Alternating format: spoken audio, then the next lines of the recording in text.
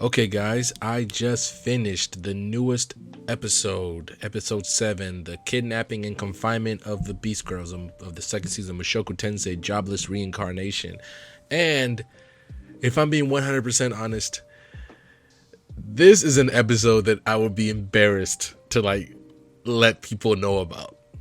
But let me start from the beginning. I thought the episode started off great. We kind of see how Sylphie starts her day as Silent Fitz, and how much Rudy has influenced her life. Even like how she wakes up, she does her stretches, and then she runs. And then she kind of just lets she's like, nobody ever taught me how to do this. It just felt like something Rudy would do, and I thought that was like, it's kind of crazy, but at the same time, it just shows cases how much Rudy has influenced her.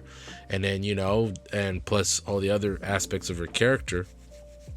And then, we get a little bit of her inner thoughts as we see her at school and how she thinks the magic lessons are boring because Rudy, even when they were kids, knew more. And then, she helps out Princess Arrow with something, and then they go to like a boutique, and ironically, I like the nice little callback where they use the same alley that she ran through earlier in the day to get to the boutique. And then you kind of see some of her like worries about Rudy because Luke will not stop being in the streets as he's just dating multiple women. And Luke is a cousin of I think Luke is a cousin of Rudy. So she's just worried that Rudy's the same way because she knows what happens with Paul and all that stuff with Lilia and Zenith. So she's worried about it. So this episode basically is what a lot of people are going to get mad about because it shows why. I mean, anybody who's read the source material, it shows why it's going to take a while for Rudy to figure out who Sylphie or Fitz actually is, because Sylphie has all the marbles on her side of the table. She has all the balls are in her court, and she just is too scared to just tell Rudy that Fitz is her. It's Sylphie. He's just too scared, and you saw it near the end of the episode when Sylphie musters up the courage to be like, can you see, do you see it? Like, see my whole face? And then Rudy goes for it, but then she punks out right at the end. And I'm like, it just brought me back to reading the source material. And I'm like, come on, Sylphie. Like, come on. And I was frustrated, but then obviously we see Rainier and Persona, and we find out what happened to the Roxy doll that Rudy gave to Zanoba when they was in Chiron, and we saw that it was smashed. But I also thought I was great showcase for Zanoba. Zanoba got a lot of love this episode. Julie as well, even though she didn't really have a lot of lines. We see that Julie's finally starting to master voiceless incantation, which is going to make her a beast in the future. And the one thing that I love about Rudy and Zanoba's relationship, as you will see, obviously she's still technically his slave, but he takes care of her, and I think he also knows how to be maligned because of him being a Miko. So I really enjoyed Julie, she you just kind of remembered like she's a child, so she's just like running around, she's scared when she's supposed to be scared, like especially once Rudy turns on his anger because he finds out what happened to his Roxy doll. So I thought it was a good episode, but then we get to the meat of the episode where basically this is where I'm like embarrassed as a Mushoku Tensei fan. This episode just kind of put it all together, So we see Rinia and Persona like doing their thing, going back to their dorm. Rudy and Zanoba and technically Julie are there, and Rudy picks a fight because he's like, I'm gonna get y'all back for fucking up my Roxy doll. And then he beats their ass, he kicks their asses, right? Even though I would have loved to see the fight without his all-seeing eye, but it's not like something he can, if I remember correctly, it's not like something he can just kind of turn off. So it was nice to see. It was good getting a little action this episode, but then they capture him, they take him back to Rudy's room. Rudy's still like doing everything he can to cure his ED, and obviously nothing works. He leaves them alone for like a day to go like go to school, and of course Rennie and Person are there, and they are freaking they soil themselves, and he basically like he breaks them enough to that they acknowledge his power as like their superior. They call him boss now. And even when I read this in the story, I was like, oh man, but I guess it just shows you, I guess, what's the right way to say this?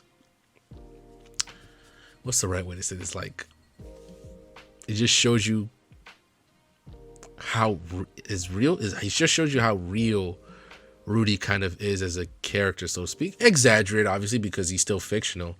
But I mean, I'm really embarrassed right now just watching that episode. It was still a good episode. I thought it was very good. Some fantastic visuals, especially with Slyphie, as she's trying to, basically like she sees Rudy every day. She obviously enjoys the fact that she's reunited with him, even though he doesn't know who she is exactly. But for the first time, we saw like kind of Slyphie acknowledge her feelings at kind of near the end of her opening part, and it was pretty good. I really enjoyed the story. So it was a good kind of another setup episode for more stuff in the future. I don't really have a lot to say. It was a good episode. I was a little embarrassed as a fan, but it's one of those. It's just one of those episodes that just kind of passes the time, which is a shame because, at least if I'm 100% honest so far,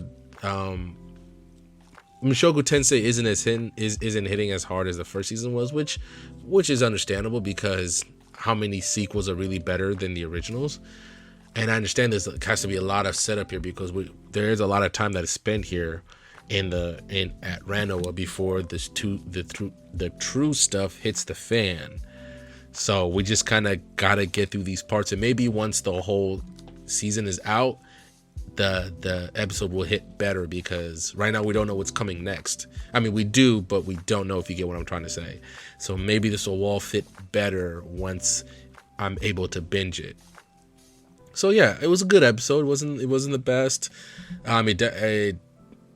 If I'm being 100% honest, it might be the worst of the season, but I'm saying worst of the season because some episode has to be the worst in my opinion. But it was a good episode.